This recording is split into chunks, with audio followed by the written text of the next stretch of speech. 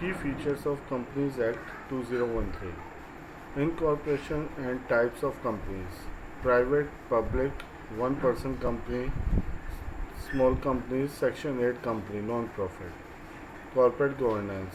Roles and responsibilities of directors, board meetings and audit committees. Share capital and debentures.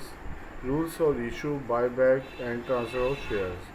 Accounts and audit, maintenance of book, preparation of financial statements, appointment of auditors, meetings, annual general meeting, extraordinary general meeting, board meetings. Corporate social responsibility, certain companies must spend at least 2% of their average non-profit and CSR activities.